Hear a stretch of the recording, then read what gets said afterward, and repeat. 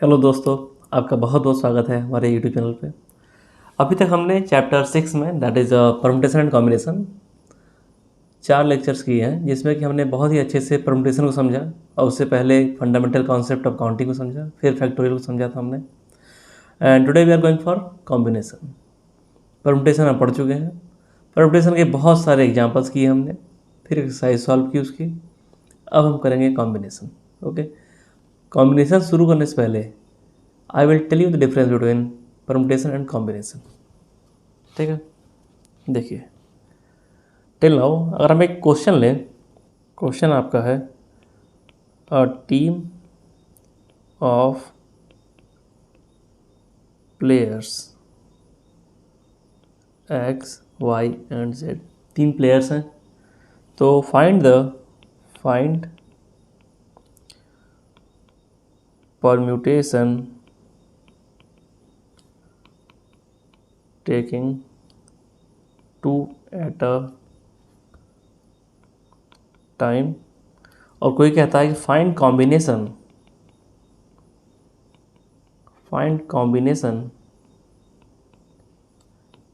Taking 2 at a time. Okay, तो permutation में क्या है कि आपको 2 सेलेक्ट करना है, 3 में से 2। तो ये हो जाएगा 3p2। ये कितना हो जाएगा 3 factorial upon 3 minus 2 factorial. Okay, this will be equal to 3 factorial upon 1 factorial that is equal to 6। तो कितने अरेंजमेंट हो पाएंगे? 6 अरेंजमेंट। और 6 अरेंजमेंट कौन कौन से होंगे वो मैं लिखने जा रहा हूँ। आप देखिए, एक्स वाई हो जाएगा, एक्स जेड हो जाएगा, वाई एक्स हो जाएगा, वाई जेड हो जाएगा। ओके,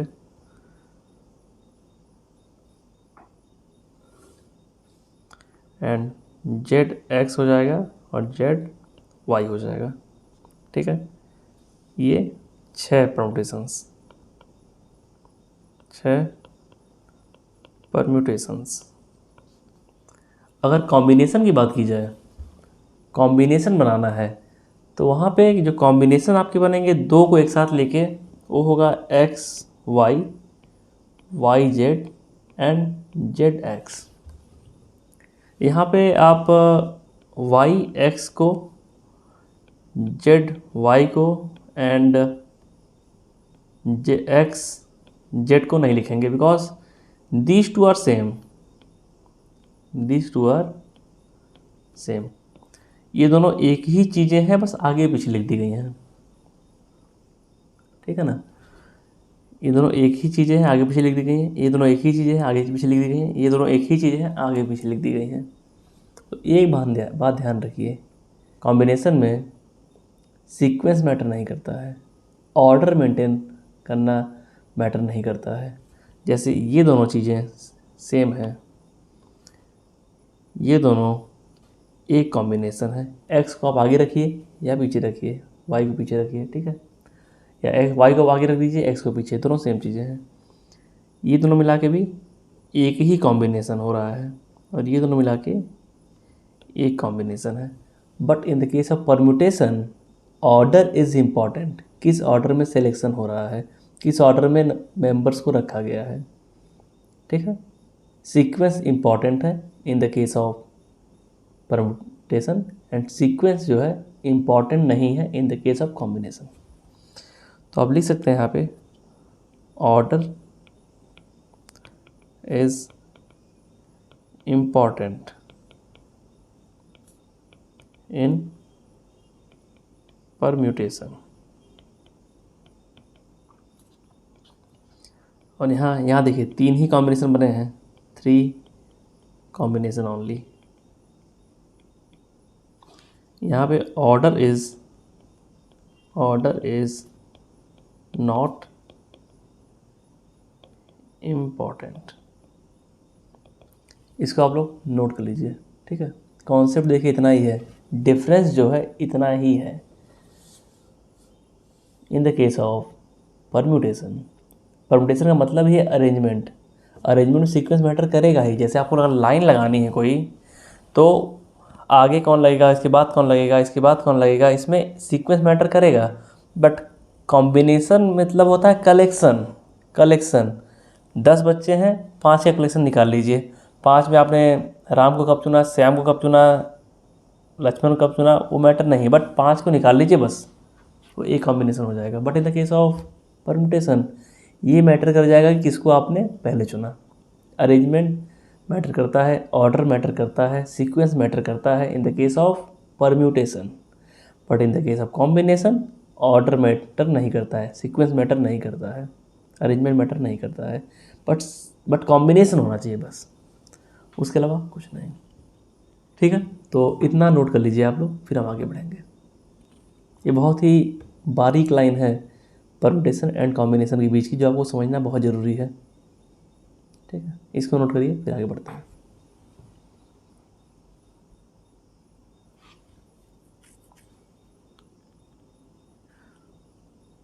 चलिए कुछ एग्जाम्पल कराता हूँ मैं, उनको आप देखिए।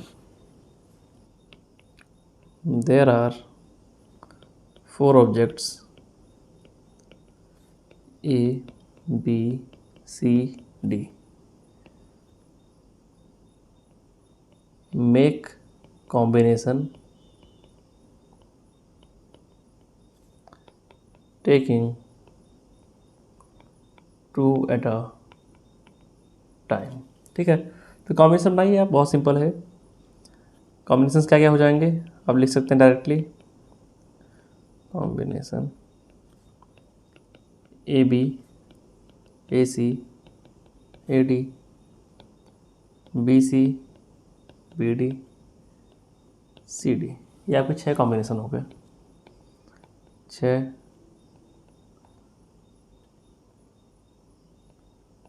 6 कॉम्बिनेशन। ठीक है, और कोई परमुटेशन पूछ देगा तो 6 कॉम्बिनेशन तो ये रहेंगे ही रहेंगे। अब परमुटेशन में ये मैटर कर जाएगा कि ए बी को आप बी लिख देंगे, ये अलग हो जाएगा सीन। इसको आप सी ए भी लिख सकते हैं, इसको आप डी ए भी लिख सकते हैं, इसको आप सी बी भी लिख सकते हैं, इसको आप डी बी लिख सकते हैं, इसको डी सी लिख सकते हैं। तो ठीक है, परमुटेशन के केस में ये 12 परमुटेशन हो जाएंगे, 12 परमुटेशन। ओके, अच्छा अगर यहीं कोई कह दे कि आपको 3 ऑब्जेक्ट सेलेक्ट करने हैं आउट ऑफ 6, तो कॉम्बिनेशन ऑफ कोई 3 कह दे, तो आप लोग कैसे लिखेंगे उसको करके देखिए। We will reach some conclusion from this point, बहुत ध्यान से समझिएगा इसको। कॉम्बिनेशन ऑफ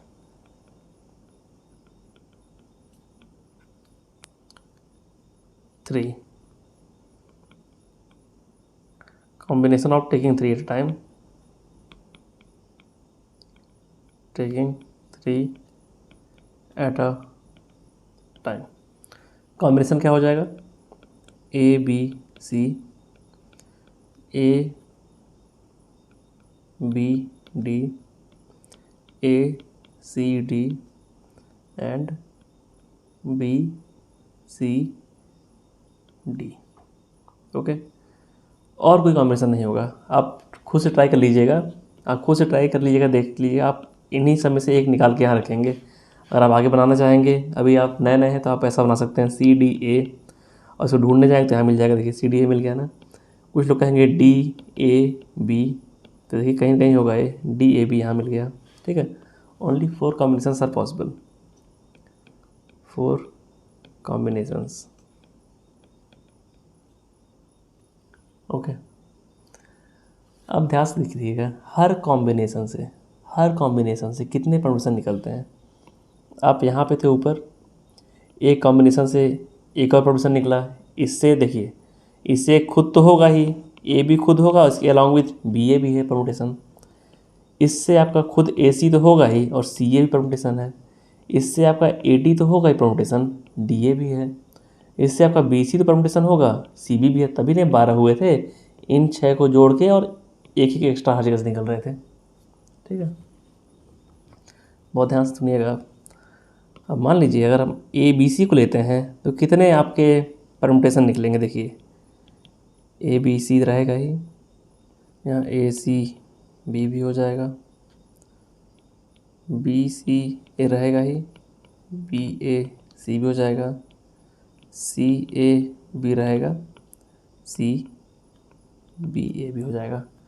एक बात ध्यान दीजिएगा, एक कॉम्बिनेशन से 6 परमुटेशन निकल के आए। तो बेसिकली आप ध्यान दे रहे हैं कि नहीं, एक कॉम्बिनेशन से यहाँ 2 निकल के आए थे परमुटेशन, यहाँ एक कॉम्बिनेशन से 6 परमुटेशन निकल के आ रहे हैं।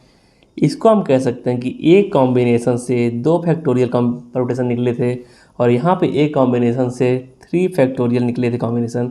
ऑब्जर्व कीजिए, जब यहाँ 2 एलिमेंट थे A and B, A and C, A and D, तो 2 फैक्टोरियल निकल रहे थे। जब यहाँ 3 एलिमेंट हुए तो 3 फैक्टोरियल निकलना शुरू हो गए। और अगर कोई वहीं ए बी सी डी कोई कॉम्बिनेशन हो तो यहाँ से 4 फैक्टोरियल परमुटेशन निकलेंगे एक कॉम्बिनेशन से।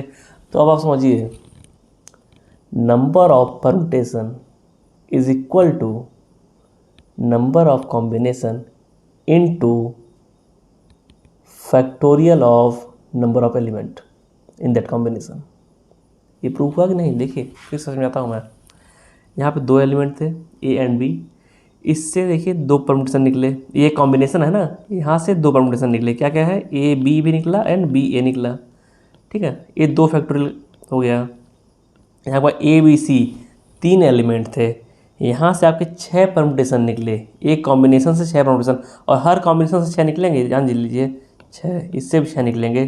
ठीक है, तो यहाँ 3 फैक्टोरियल ए भी, 3 फैक्टोरियल ए भी, 3 फैक्टोरियल ए भी, तो ये आपका हो गया इक्वल टू 24।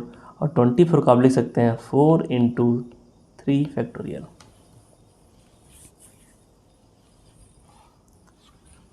समझ रहे हैं कि नहीं आप लोग बात को? हर एक कॉम्बिनेशन से उतने ही परमुटेशन निकलेंगे। हर एक कॉम्बिनेशन से कुछ नंबर ऑफ परमुटेशन निकल रहे हैं, वो किसके बराबर हैं? नंबर ऑफ एलिमेंट के फैक्टोरियल से। यहाँ पे 3 एलिमेंट थे, यहाँ पे 3 एलिमेंट, तो यहाँ 3 फैक्टोरियल निकले। इससे भी निकलेंगे 3 फैक्टोरियल, इससे भी निकलेंगे 3 फैक्टोरियल परमुटेशंस, और इससे भी निकलेंगे 3 फैक्टोरियल परमुटेशन। तो ये क्या हो गया? 4 इंटू 3 फैक्टोरियल परम्यूटेशंस। ओके, तो अब एक फार्मूला डिराइव हो चुका है। फार्मूला हैज़ बीन डिराइव्ड, बहुत ही खूबसूरत फार्मूला डिराइव हो चुका है। Each combination will give 3 factorial permutation.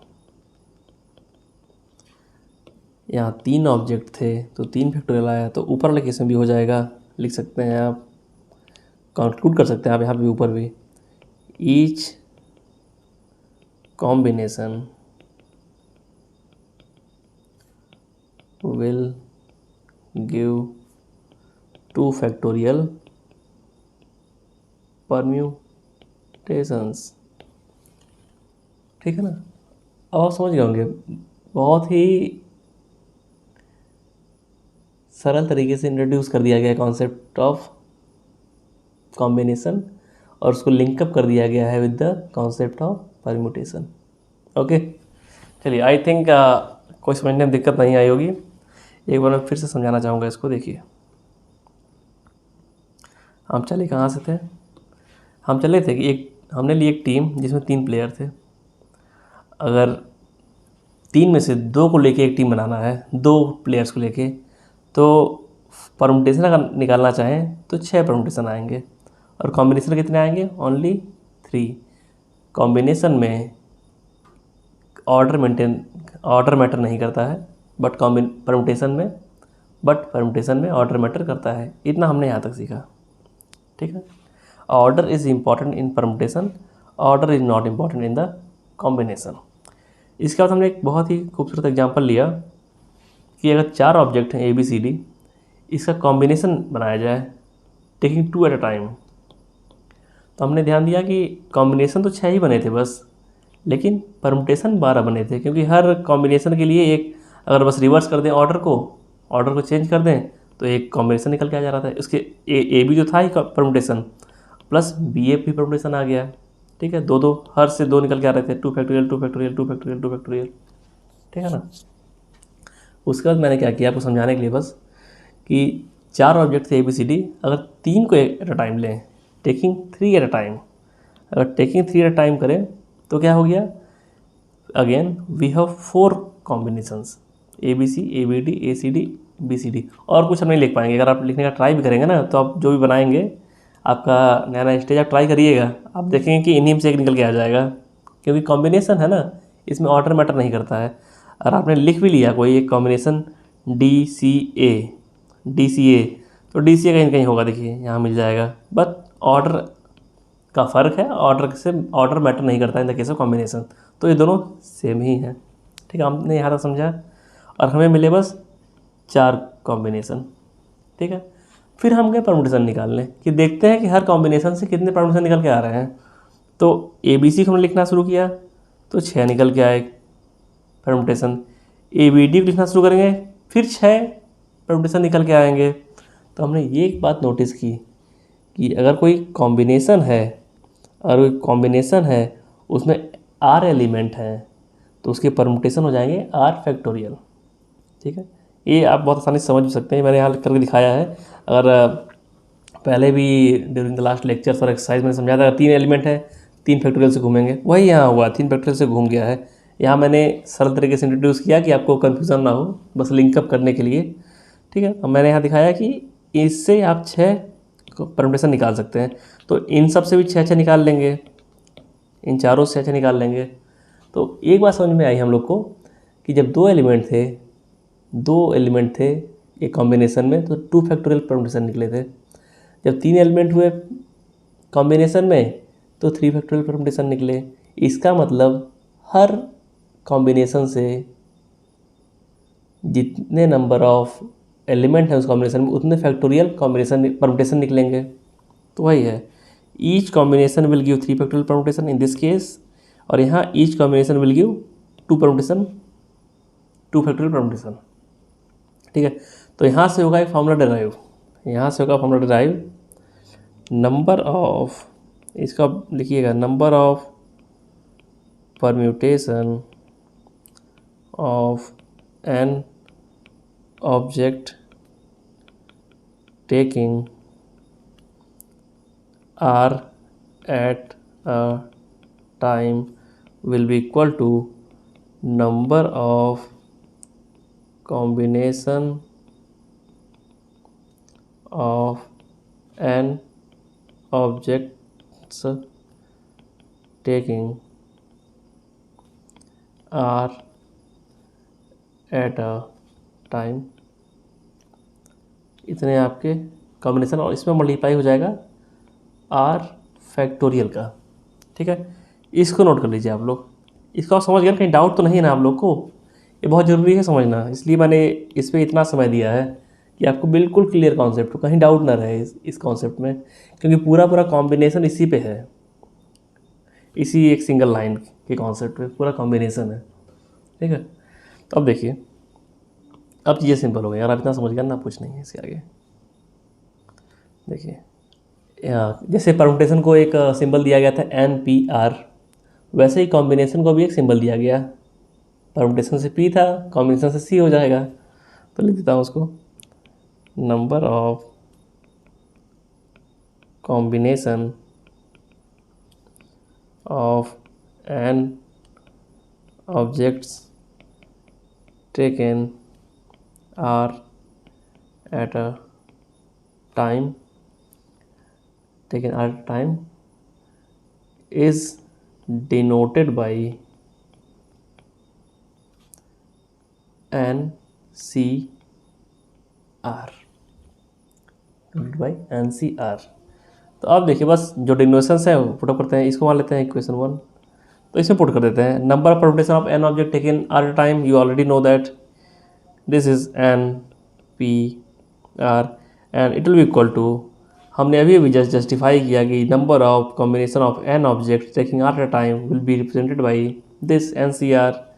तो यहाँ हो गया NCR into R factorial. Okay, this is derived. इसको नोट कर लीजिए आप लोग, एक बहुत ही खूबसूरत फॉर्मूला डिराइव हो चुका है। अब हल्का से इसको अगर सिंप्लीफाई करेंगे तो एन पी आर आप कैसे लिखते हैं, N P R is written in this way, N factorial upon N minus R factorial. यहाँ आपका N C R into R factorial है, तो इसको सिंप्लीफाई करिए तो N C R will be equal to N factorial upon N minus R factorial into R factorial. इसको भी आप लोग नोट कर लीजिए अपने नोटबुक में, ये भी बहुत इंपॉर्टेंट फॉर्मूला है। जैसे आप एन पी आर का याद रखते हैं ना, N factorial upon N minus R factorial, वैसे ही एन सी आर का याद रखिए, N factorial upon N minus R factorial और डिवीजन में ही आर फैक्टोरियल। ओके, इतना नोट कर लीजिए आप लोग, अब इतना नोट करिए पहले।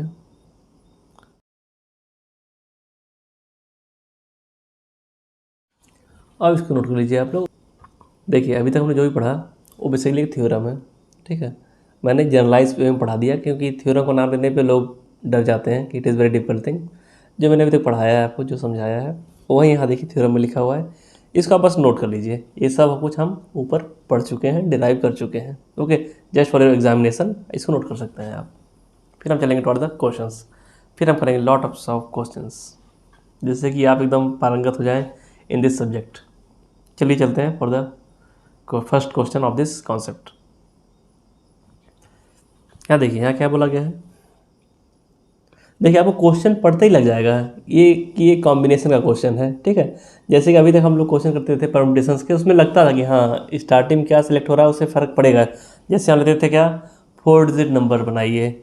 अगर आपने कहीं 9320 लिखा और कहीं आपने 3920 लिख दिया, तो ये नंबर इससे डिफरेंट है ना, इसका ऑर्डर ही तो इससे डिफरेंस बना रहा है।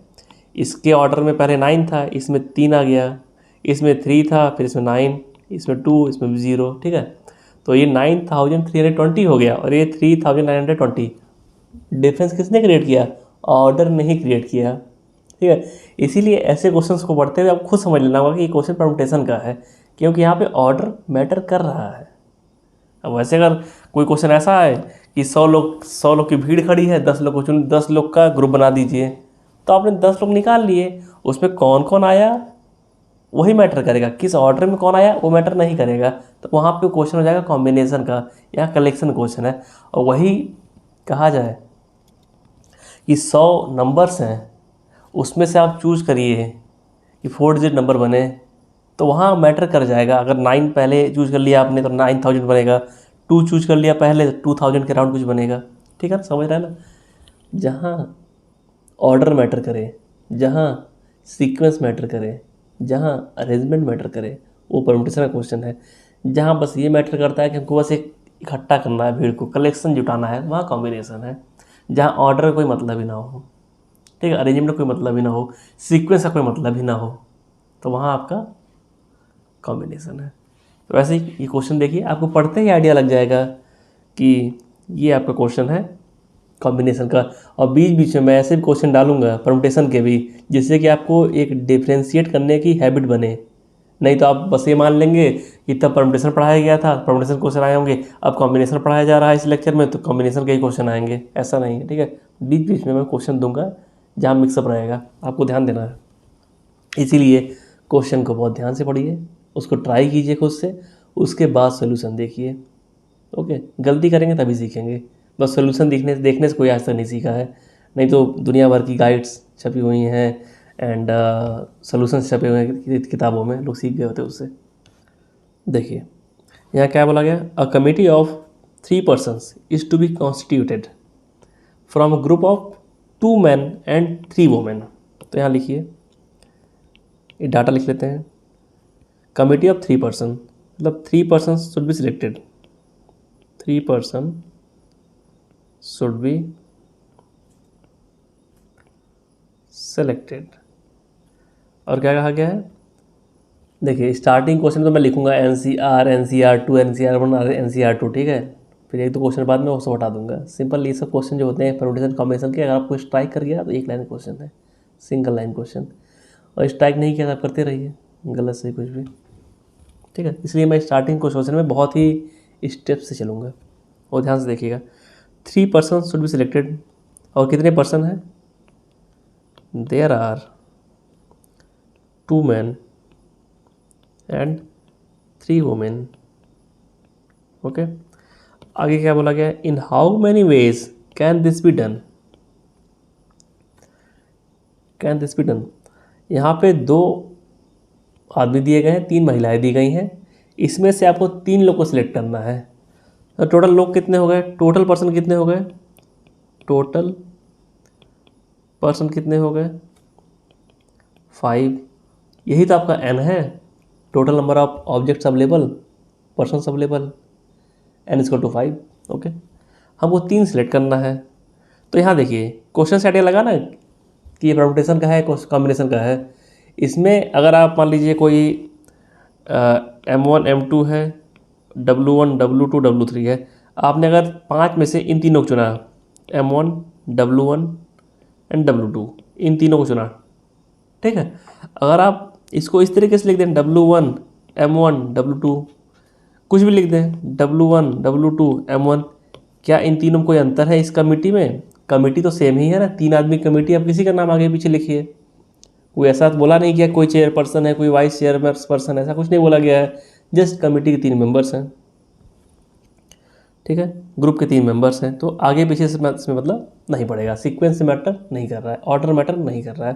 तो ये क्वेश्चन हो गया कॉम्बिनेशन का। हमको बस 3 लोगों को इकट्ठा करना है, 5 लोग हैं उसमें से 3 को निकालना है। तो कितने वेज हो जाएंगे? Number of ways to select 3 person from 5 persons, ये हो जाएगा equal to, this will be equal to NCR, this will be equal to N is 5, R is 3, this will be equal to 5 factorial upon 3 factorial into 5 minus 3 factorial. This will be equal to 5 into 4 into 3 factorial upon 3 factorial into 2 factorial. ये cancel out हो गया, 2 से ये गया, this is equal to 10. Okay, there are 10 ways to select 3 person from 5 persons. यहाँ man women में differentiate नहीं किया गया, और आगे जो कंडीशन लगाई गई वहाँ डिफ्रेंशिएट कर दिया गया है। देखिए बोला गया how many of these committees would consist of 1 man and 2 women. तो अब ध्यान दीजिए, ये भी सिंपल ही है, डरिएगा मत आप लोग।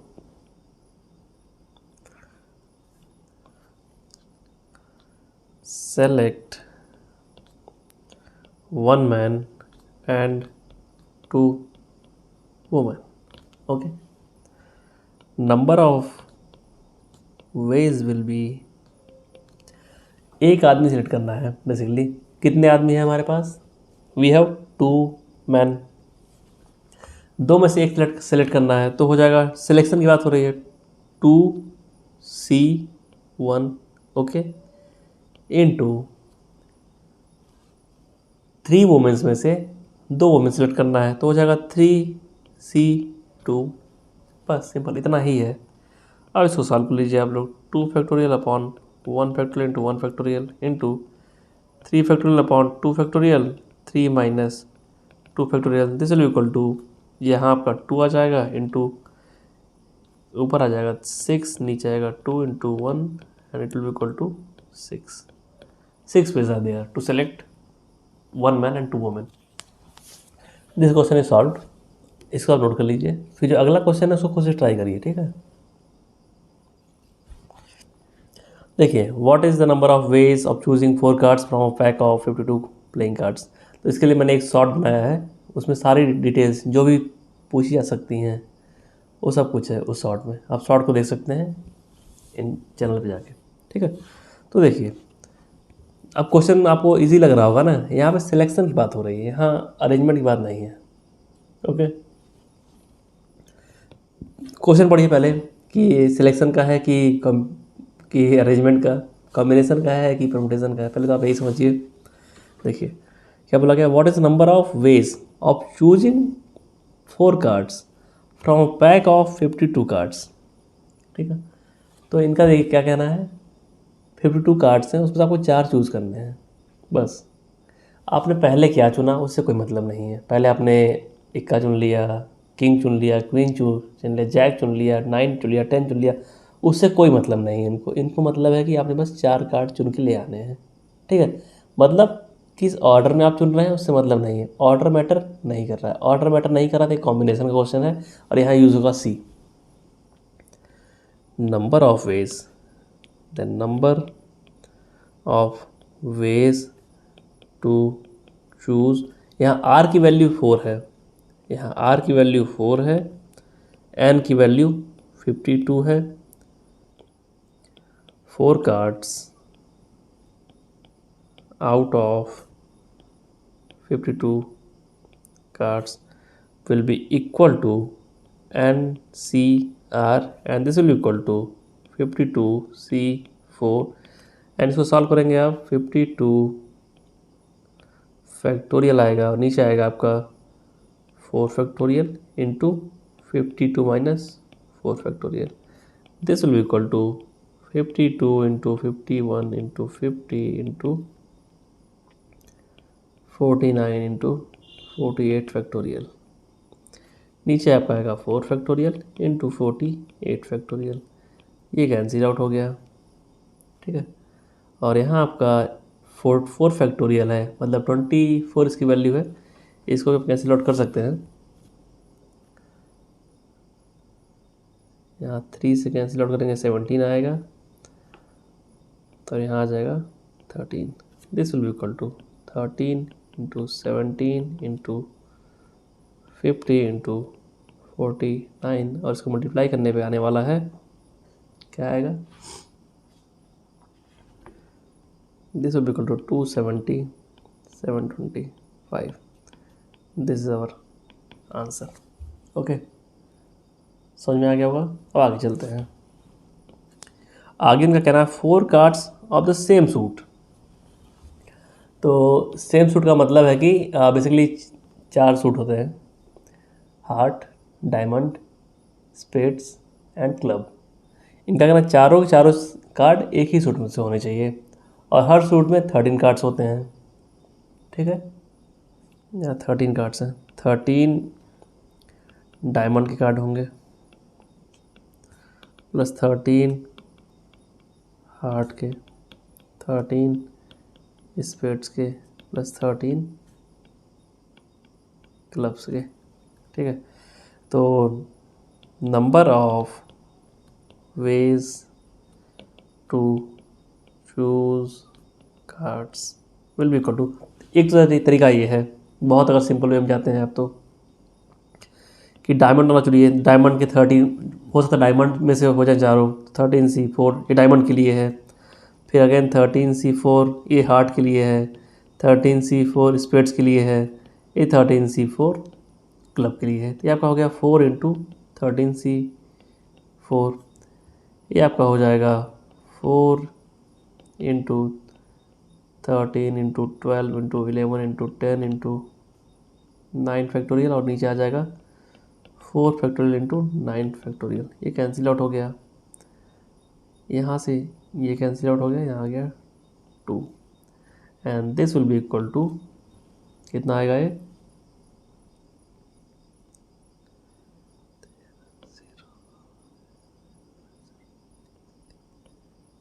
3300 वेज। एक तो ये तरीका है सॉल्व करने का इस क्वेश्चन को, और दूसरा तरीका ये है कि आप सबसे पहले थोड़ा ट्रिकी हो जाए। ये आपका नंबर ऑफ वेज, देखिए आप जाएंगे एक डेक में से, पहले आप देखेंगे अच्छा 13 कार्ड है, 13 कार्ड्स हैं हर सूट के। तो पहला तो यही क्वेश्चन आएगा कौन सा सूट चुने, विच सूट शुड बी चूजन। तो 4C1 क्या आएगा, 4 सूट्स हैं उसमें से एक चूज करना है, तो 4C1 आएगा। ठीक है, उसके बाद आपने चारों में से कोई एक चूज़ कर लिया, तो फिर अगेन आप देखेंगे एक सूट में 13 कार्ड्स हैं, 13 में से 4 कार्ड चुनने हैं, तो मल्टीप्लाई हो जाएगा 13C4।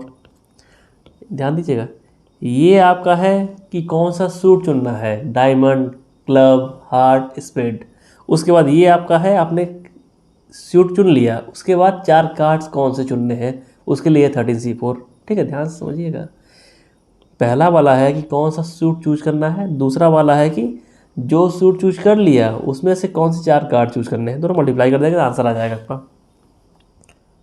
इसको सॉल्व कर लीजिए, करना चाहते हैं तो 4 factorial upon 1 factorial into 4 minus 3 factorial. इधर आएगा आपका 13 फैक्टोरियल, इधर आएगा 4 फैक्टोरियल इंटू 9 फैक्टोरियल। इसको भी आप सॉल्व करेंगे तो फाइनली आप पहुँचेंगे यहीं पे 3300 पे। ओके, इसको नोट कर लीजिए आप लोग। फिर हम चलते हैं toward the next question, next part of this question. Okay, I think आपको मज़ा आ रहा होगा, आप डाउट नहीं होगा। ठीक है, अगला कंडीशन है 4 cards belong to different suits. ठीक है, कार्ड्स क्या क्या हैं, 13 है डायमंड के, 13 है हार्ट के, 13 है क्लब के, 13 है स्पेड्स के। तो इनका कहना है कि 4 cards belong to 4 different suits, मतलब कि सब में से एक एक चूज़ करना है। तो नंबर ऑफ वेज क्या हो जाएगा, number of ways will be equal to diamond का एक चुन लीजिए 13C1 इंटू हार्ट का एक चुन लीजिए 13C1, क्लब का एक चुन लीजिए 13C1 इंटू स्पेड्स का एक चुन लीजिए 13C1। This will be equal to 13 upon 1 factorial into 12 factorial, इसका पावर 4। इधर आ जाएगा 13, यहाँ 13 फैक्टोरियल है, 13 इंटू 12 फैक्टोरियल अपॉन 12 फैक्टोरियल, ये कैंसिल आउट होगा, इसका पावर 4 है, तो आपका आ जाएगा 13 का power 4 and this is our final answer. इसको आप सॉल्व कर लीजिएगा, यही आंसर रहेगा। ठीक है, अब आगे देखिए, इनका कहना है all are the face cards, 4 चुनने और चारों फेस कार्ड होने चाहिए। तो आपको सबसे पहले यही पता होना चाहिए कितने फेस कार्ड होते हैं, कितने फेस कार्ड। ये मैंने यार बहुत बढ़िया शॉर्ट बनाया हुआ है, एक मिनट से भी कम का है, उसमें आप अगर देखेंगे तो बहुत आसानी से सबको समझ जाएंगे। In a deck of 52 cards, हर सूट में 3 फेस कार्ड होते हैं। तो टोटल फेस कार्ड कितने हैं, देखिए total face cards will be equal to 4 suit हैं और हर सूट में 3 फेस कार्ड हैं, तो आपके हो गए 12। ठीक है, अब 12 में से 4 चूज़ करने हैं, तो again number of face to choose will be equal to 12C4। यहाँ आपका आ जाएगा 12 फैक्टोरियल, इधर 4 फैक्टोरियल, यहाँ आ गया 8 फैक्टोरियल। थोड़ा तेज़ चलेंगे क्योंकि अब आप समझ चुके हैं फार्मूला NCR वाला। 4 12 into 11 into 10 into 9 into 8 factorial upon 24 into 8 factorial. यहाँ से कैंसिल आउट हो गया, यहाँ से ये गया और नीचे 2 बचेगा। ठीक है, इसको मल्टीप्लाई करिए, देखिए 9 into 11 990 into 10 990 upon 2 495। This is our answer. Okay, अब क्वेश्चन सिंपल आ रहे हैं, सिंपल हो गया क्वेश्चन क्योंकि आपने समझ लिया है। आगे क्या है, आगे क्या कहना है, 2 are red cards 2 are black cards. देखिए पूरा कार्ड की पूरी नॉलेज होनी चाहिए आपको, तभी आप कर पाएंगे। तो जो हार्ट होता है, हार्ट प्लस डायमंड, ये होते हैं रेड, और स्पेड एंड क्लब ये होते हैं ब्लैक। ठीक है, तो 13 हार्ट के, 13 डायमंड के, रेड हो गए आपके 26, और 13 स्पेड के, 13 क्लब के, ब्लैक भी आपके हो गए 26।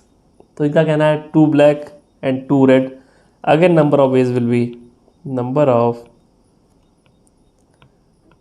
Veg will be equal to, red के 26 हैं तो 26 में 2 चूज करने हैं, 26 टू C2 हो गया, इनटू ब्लैक के भी 26 हैं तो हो जाएगा 26C2।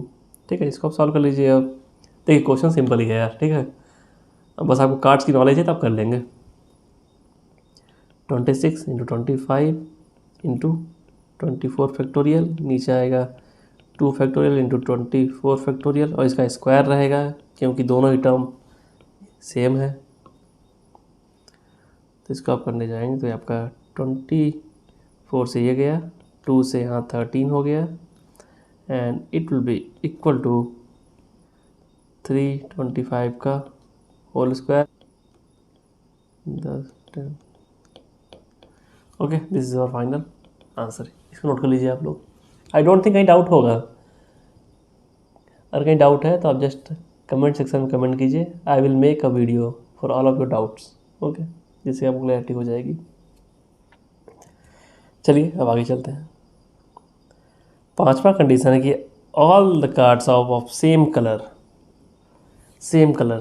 तो अभी हमने ऊपर क्या पढ़ा, 26 आपके ब्लैक थे, 26 रेड थे। तो इनका कहना है कि सारे सेम कलर के हों। तो दो तरीके हो सकते हैं इसको करने के। एक तो आपका है नंबर ऑफ वेज, आप ऐसे निकाल लीजिए। ये अगर मान लीजिए ब्लैक हो सकता है तो 26C4, और मान हो सकता है रेड भी हो 26C4। इसको सॉल्व कर लीजिए कि ये तरीका है। और दूसरा तरीका है कि नंबर ऑफ वेज, सबसे पहले आप सेलेक्ट कीजिए कि रेड होगा या ब्लैक होगा। तो क्या है, दो ऑप्शन हमारे पास हैं रेड एंड ब्लैक के। तो 2C1 ये हो गया कि ये टर्म हो गया आपका कि कौन सा कलर होगा। 2C1 is for which colour I want, कितने नंबर ऑफ वेज है कलर चूज करने के। और जब कलर चूज हो गया उसके बाद कैसे चूज करना है, 26C4। ये दोनों ही आंसर आपके ये जो दोनों आंसर है सेम आएंगे, ठीक है। बस लिखने का तरीका अलग है और कॉन्सेप्ट लगाने का तरीका अलग है। ये सिंपल ज़्यादा होता है and more practical it is. Number of colours बढ़ भी जाएंगे तो इससे आप आसानी से कर लेंगे इस तरीके से, और इसमें आपको बहुत लंबा लिखना पड़ जाएगा, ठीक है।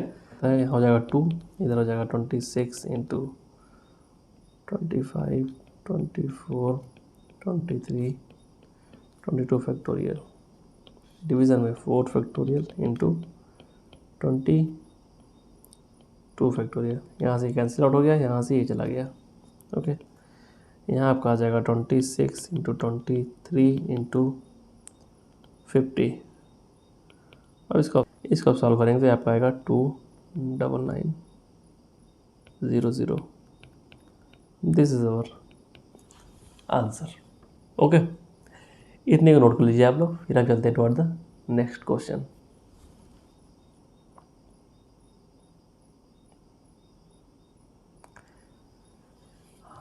आई थिंक आपको सब कुछ क्लियर होगा, बस कार्ड्स के बारे में क्लियर नहीं होगा तो कार्ड्स के लिए शॉर्ट देख लीजिए, आपको सब क्लियर हो जाएगा, ठीक है। चलिए इस क्वेश्चन को आप खुद से ट्राई करेंगे, फिर I will tell you the solution. Video को पॉज करिए, खुद से ट्राई करिए।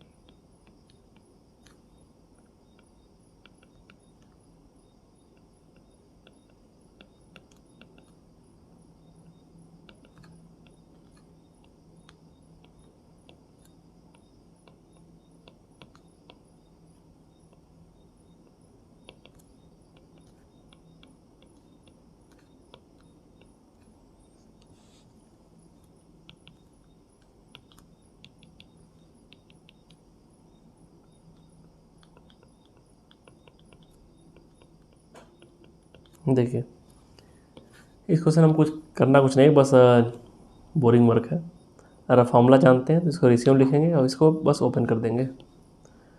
तो बस मैं वही कर रहा हूँ, ठीक है। अभी यहाँ पहुँचने के बाद मैंने यहाँ देखा ऊपर 2n फैक्टोरियल है, नीचे 2n-3 है, तो मैं 2n-3 तक इसको एक्सपेंड करूँगा और फिर इसको कैंसिल करूँगा, और n को भी ऐसे एक्सपेंड करूँगा और इसको कैंसिल करूँगा। अभी तक मैं यही कर रहा हूँ, तो इसमें कुछ समझाने के लिए विशेष नहीं है, बस क्वेश्चन करते चले जाना है।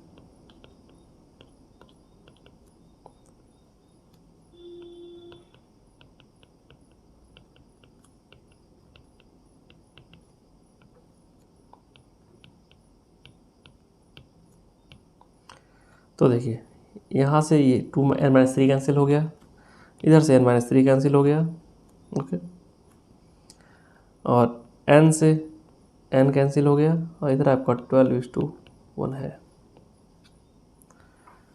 फिर इसको लिखते हैं, 2 बाहर बचा हुआ है, 2n-1 यहाँ बचा हुआ है, और इधर 2n-1 -2 से 2 कॉमन ले लेंगे, 2 कॉमन लेंगे तो यहाँ बचेगा n-1, और डिनोमिनेटर में आएगा n-1 to n-2, ओके। इधर आपका 12 है, नीचे 1 है, n-1 से n-1 कैंसिल आउट हो गया, और 2 × 2 4 हो गया, 4 से 12 काटेंगे यहाँ आ जाएगा 3। इधर आपका आएगा 2n-1, that will be equal to 3n-6। इसको आप सॉल्व करेंगे तो n will be equal to 5, and this is our final answer, okay. इसको नोट कर लीजिए आप लोग, फिर हम आगे बढ़ेंगे। एंड इसमें कोई कन्फ्यूज़न नहीं होना चाहिए, कुछ था नहीं इसमें। अगर आपको NCR का फार्मूला बताया तो आप आराम से कर सकते हैं, मैंने जस्ट सोल्यूशन लिख दिया है, और ठीक है, इतना सफिशिएंट है, इसमें समझाना कुछ नहीं है। अब आगे बढ़ेंगे, आगे अच्छे क्वेश्चन है, उसमें मजा आएगा आपको। इसको नोट कर लीजिए आप लोग। चलिए देखिए यहाँ पे क्या है क्वेश्चन में, इन how many veg one can select a cricket team of 11 from 17 players in which only 5 players can ball. If each cricket team has 11 must include exactly 4 bowlers. सबसे पहले जो डाटा दिया है उसको हम लिखेंगे, ठीक है। टोटल प्लेयर इन टीम में कितने प्लेयर होने चाहिए, ये आपका है 11, ठीक है। इसमें बॉलर कितने चाहिए, टोटल बॉलर कितने चाहिए, बॉलर इन टीम 4, ओके। ये पहला डाटा हो गया। दूसरा है कि टोटल प्लेयर्स हैं कितने, total players are 17 and 5 can bowl, बस 5 ही बॉलिंग कर सकते हैं। बॉलर्स कितने हैं, बॉलर आपके 5 हैं। तो बैट्समैन कितने हैं आपके पास, बैट्समैन हो गए 12, ठीक है। और ऊपर क्या बोला गया, बॉलर इन द टीम, एक टीम में 4 बॉलर होने चाहिए, तो बैट्समैन कितने हो जाएंगे, batsman in team will be equal to 7, ठीक है। इतना डाटा है हमारे पास। अब ध्यान दीजिएगा, टीम में 4 बॉलर चाहिए और 7 बैट्समैन चाहिए। हमारे पास 5 बॉलर हैं, 12 बैट्समैन हैं। 5 में से 4 को सिलेक्ट करना है एंड 12 में से 7 को सिलेक्ट करना है, ठीक है। देखिए, वी हैव टू, देखिए सब कथा जो है लंबी चलेगी, क्वेश्चन एक लाइन में हो जाएगा। We have to select 4 bowler from available 5 and 7 batsman out of 12। तो नंबर ऑफ वेज कितने हो जाएंगे, नंबर ऑफ वेज, ये देखिए सोल्यूशन एक लाइन में हो जाएगा। नंबर ऑफ वेज, 5 बॉलर्स हैं, 4 सेलेक्ट करने हैं, तो 5C4 इंटू 12 बैट्समैन हैं, 7 सेलेक्ट करने हैं, 12C7। This is the solution, okay, this is the solution, और कुछ नहीं है इसमें। अब बस आपको इसको सॉल्व करना है। 5 factorial upon 4 factorial into 1 factorial into 12 factorial upon 7 factorial into 5 factorial, and this will be equal to यहाँ कैंसिल आउट हो जाएगा, यहाँ बचेगा 5 ओनली। इधर आपका 12 into 11 into 10 into 9 into 8 into 7 factorial, और इधर आ जाएगा 7 फैक्टोरियल इंटू 5 फैक्टोरियल। यहाँ से ये कैंसिल आउट हो गया, और 5 फैक्टोरियल से 12 और 10 भी चला गया, ठीक है। अब बस मल्टीप्लाई कर लीजिए, 5 से 8 मल्टीप्लाई होगा, 40 हो गया, 40 से 9 में मल्टीप्लाई होगा, ये आपका हो जाएगा 36, 36 से 11 मल्टीप्लाई होगा, ये आपका हो जाएगा 396। ठीक है, this will be equal to 396 और जीरो में छोड़ दिया एक, ये आपका हो गया 3960 ways to select 4 bowlers from the available 5 and 7 batsman from the available 12। This is our final answer 3960। Okay, इसको नोट कर लीजिए आप लोग, फिर हम आगे बढ़ेंगे toward the next question. This is good question, आपको अच्छा लगा होगा ये करके, और अगले क्वेश्चन को भी जैसे ही क्वेश्चन आता है वीडियो को पॉज करेंगे और खुद से ट्राई करेंगे आप। Try this question.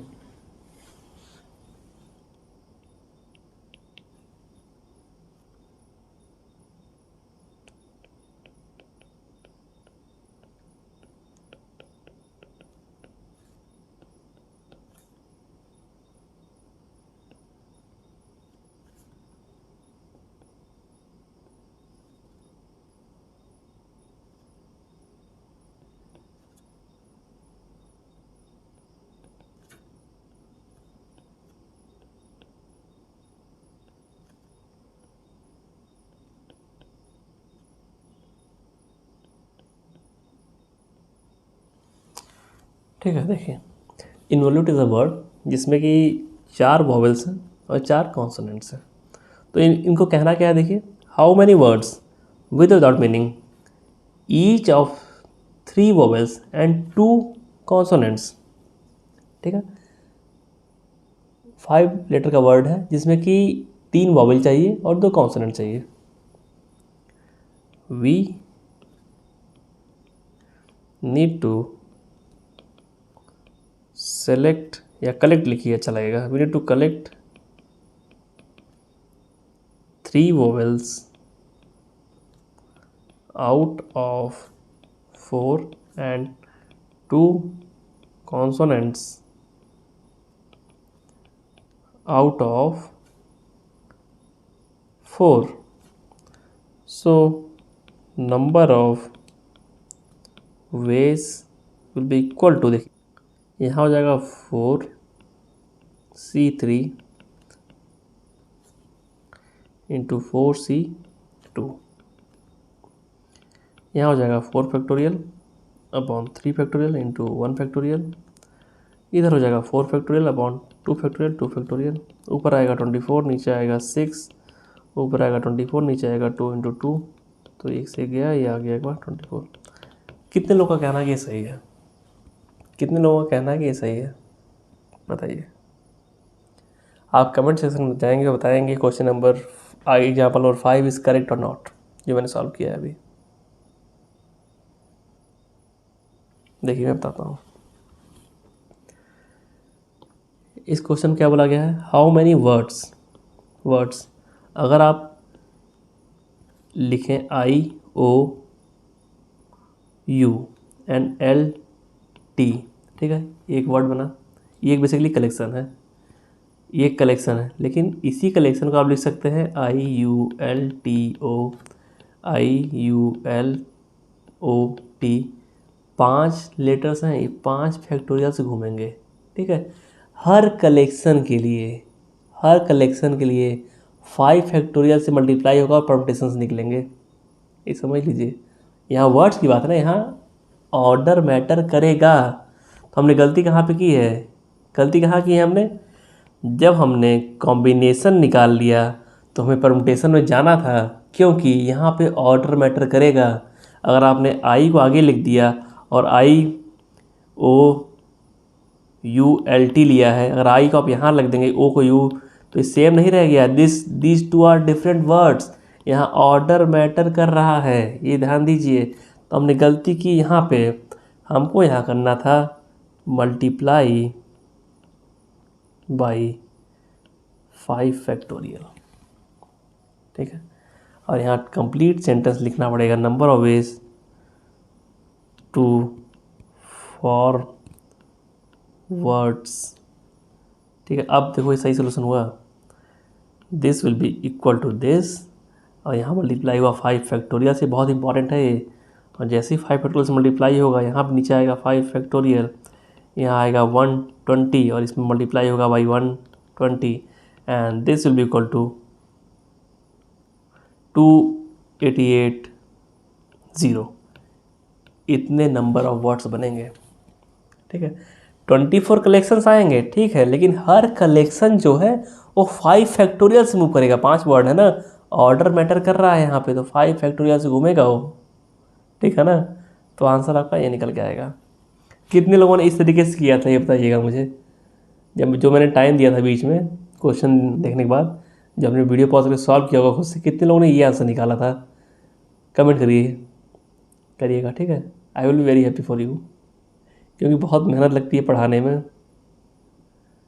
क्योंकि अगर क्वेश्चन को सॉल्व करना या नॉलेज का होना बहुत आसान चीज़ है, उसको आप पढ़ेंगे सीख जाएंगे, लेकिन अगर किसी को समझाना है, किसी नए बच्चे को रिड्यूस करना है, तो बहुत मेहनत लगती है उसमें, ठीक है। ये जो मैं 6 क्वेश्चन यहाँ करने वाला हूँ, मेरे लिए 6 मिनट के हैं ये, या 7 मिनट मैक्स टू मैक्स लगेगा, लेकिन मुझे समझाने में भी 1 घंटा लग जाए।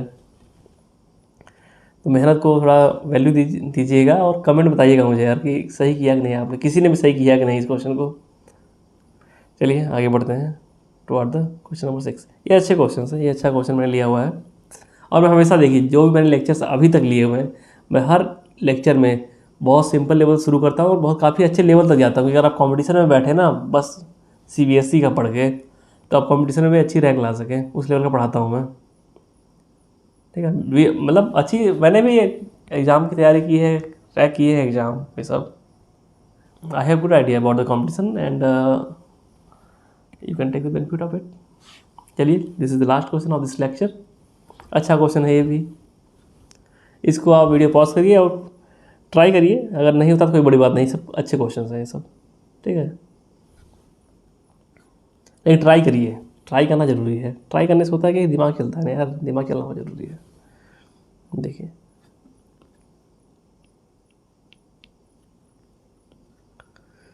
इसमें बोला गया है, find the number of ways with same है in which can be made using letter. Again से हमें यूज़ करना है। इनका कहना है कि if these words are written in the dictionary what will be the 50th word. ये थोड़ा अच्छा क्वेश्चन है। इनका कहना है what will be the 50th word, 50वां वर्ड क्या होगा। अच्छा आप ये बताइए, ये क्वेश्चन परमुटेशन का है कॉम्बिनेशन का है?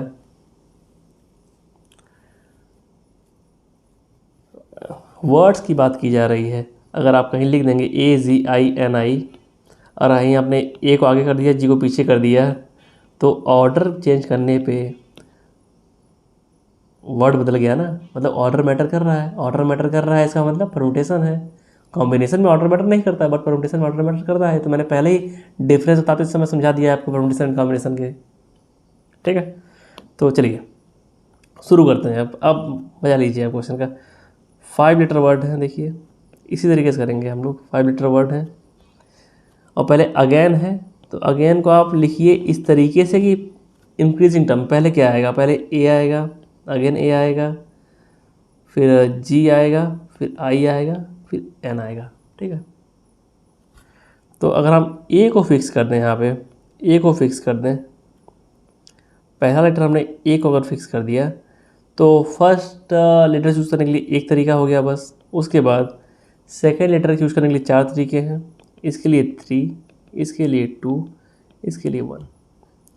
कितने वेज होगा? It is 24 ways, okay. और इसके बाद क्या आएगा,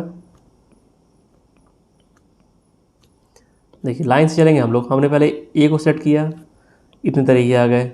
अगेन ए है तो हम एक कर ही चुके हैं। अब हम पहुँचेंगे जी पे।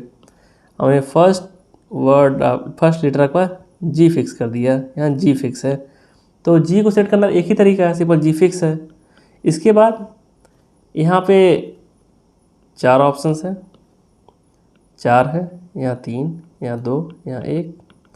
बट एक बात ध्यान दीजिएगा कि इन चारों में ए का रिपीटिशन है, ए 2 बार है, तो we have to divide by 2 factorial. तो यहाँ आपका आ जाएगा 12, ओके। अगेन अब आगे बढ़ेंगे, अब आई की तरफ जाएंगे। अब आई को फिक्स करने वाले हैं हम लोग। यहाँ आई फिक्स करते हैं मान लीजिए, तो यहाँ एक तरीका हुआ। फिर अगेन 4, 3, 2, 1, अपॉन 2 फैक्टोरियल, तो अगेन 12 वेज, ठीक है। तो अभी तक कितना हो चुका है देखिए, 24, 12, 48 वर्ड कर चुके हैं। अब हम 49th वर्ड खुद से लिखेंगे, और 49th वर्ड पे 9th वर्ड यूज शुरू कैसे होगा, it will be start by n. तो एन से स्टार्ट होना है, अगर तो एन से स्टार्ट होना है तो पहले तो हम यही लिख देंगे इंक्रीजिंग टर्म में, एन डबल ए जी आई, ये आपका हो गया 49th वर्ड। इसके बाद एन को फिक्स रखिए, ए को फिक्स रखिए, जी और आई में आप रोटेट कर दीजिए, रोटेट, तो ये आपका हो जाएगा आई इधर हो गया एंड जी आपका इधर, ठीक है। तो ये आपका हो गया 50th word in the 50th word in dictionary, ठीक है। आई होप आपको समझ में आया होगा, अगर नहीं समझ में आया तो कोई बड़ी बात नहीं है, आप जब क्वेश्चंस करेंगे एक दो ऐसे तो समझ में आ जाएगा। डिक्शनरी में कैसे हम चलते हैं, जब पहला पेज खोलते हैं तो पहले देखते हैं कि पहला लेटर क्या है, फिर आगे जाते हैं तो पहला तो मैच करेंगे, आप दूसरा मैच कराएंगे, फिर तीसरा मैच कराएंगे, ऐसे चलते हैं ना। इस तरफ से चलना शुरू करते हैं हम लोग। तो वही मैंने यहाँ किया, पहले मैंने ए के सारे लेटर्स लिख लिए तो 24 आए, फिर जी के लिखे तो 12 आए, आई के लिखे तो अगेन 12 आए। तो अभी तक हम 24, 12, 12, 48 तक पहुँचे थे। तो 49 तो एन से शुरू होगा ना, अब तो एन से हमने शुरू किया तो ये लिखा इसके आगे, और इसके बाद हमने 49 निकाल दिया, इसके बाद हमने इसको रोटेट किया जी एंड आई को, और 50th वर्ड आ गया इन the dictionary. Okay, this is the class for today, and अब मिलेंगे हम अगले लेक्चर में, और वहाँ पे भी हम कुछ कॉन्सेप्ट को समझेंगे और फिर कुछ एग्जांपल्स करेंगे, ठीक है, नेक्स्ट लेक्चर में भी। उसके बाद हम एक्सरसाइज भी जाएंगे, 6.4 एक्सरसाइज, एंड उसके बाद मिसलिनियस एक्सरसाइज। मैं चाहता हूँ ना कि 6.4 के लिए भी आप तैयार हो जाएँ और मिसलिनियस के लिए भी आप तैयार हो जाएँ। उसके बाद एक्सरसाइज शुरू करेंगे, ठीक है। 2 लेक्चर्स हैं बेसिकली, जहाँ आप समझिए, प्रैक्टिस कीजिए, उसके बाद एक्सरसाइज कीजिएगा। और अगर आपने प्रैक्टिस कर ली इतने क्वेश्चंस की ना, तो एक्सरसाइज आप चुटकी कर दिया करेंगे, कोई बचेगा नहीं उसमें, क्योंकि मैं टफेस्ट क्वेश्चंस को यहाँ करा देता हूँ, सिमिलर टाइप क्वेश्चंस को, जिससे कि आसान आपको ईज हो जाए while solving the exercise. Okay, video अच्छा लगा हो तो प्लीज़ लाइक और video and subscribe the channel, and please tell about this channel to your friends. Okay, thank you.